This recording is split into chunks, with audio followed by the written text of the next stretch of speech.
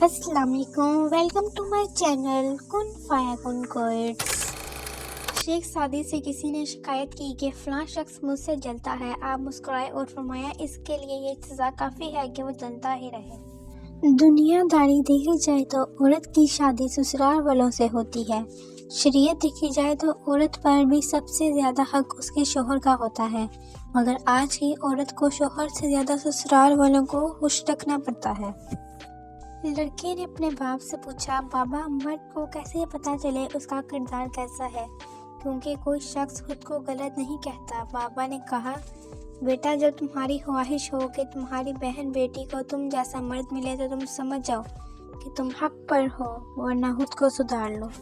तूने तो रुला के रख दिया है जिंदगी, जाके पूछ मेरी माँ से कितने लाडले थे हम। ए इंसान, अपने रब से मोहब्बत कर कि जिसने मोहब्बत को पैदा किया। इखलाक के पीछे किरदार का होना लाजमी है। मुंह की मिठास और चेहरे की मुस्कुराहट को इखलाक नहीं बल्कि फन कहते हैं। हज़रत अली रज़ी ताला अन्हु फरमाते हैं, जो अल्लाह ताला के सिवा किसी दूसरे से नफ़ा पहुंचने की उम्मीद रखता है उसकी उम्मीदें झूठी साबित होती हैं। इनका पहला असूल ये है कि अपनी आवाज़ मध्यम रखें और अपने अल्फाज में एहतराम पैदा करें। सब्र का जायका कड़वा होता है, लेकिन इसके नताइज बहुत खूबसूरत होते हैं। बदल जाते हैं लोग वक्त की तरह जिन्हें हद से ज़्यादा वक्त दिया जाता है। किसी का दिल दुखाने के बाद बेहतर होगा आप भी अपनी बारी का इंतज़ार करें।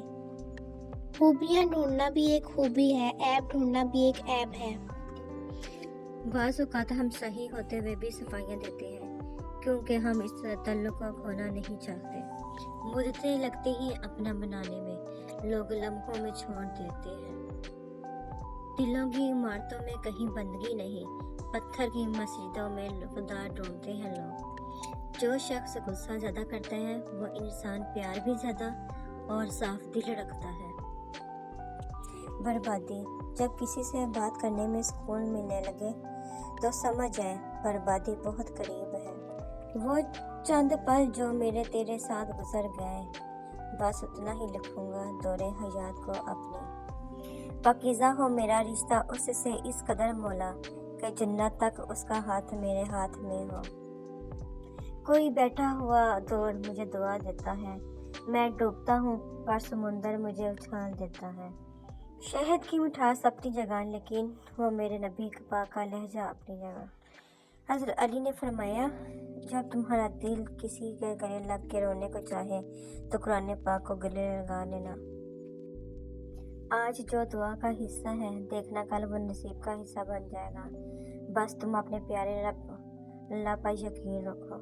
दुआ के वक्त आंसू का बाहर आना और दुआ के बाद दिल का हल्का हो जाना कबूलियत की सबसे बड़ी निशानी है। ना दोस्ती ना मोहब्बत, हमें कुछ रास नहीं, सब बदल जाते हैं हमारे दिल में जगह बनाने के बाद। अल्लाह जब राज़ी होता है तो सबसे पहले सजदे की तौफीक देता है, फिर चाहे वो सजदा गम का हो या खुशी का हो। नमाज से ना कहो कि मुझे काम करना है, बल्कि काम से कहो मुझे नमाज पढ़नी है।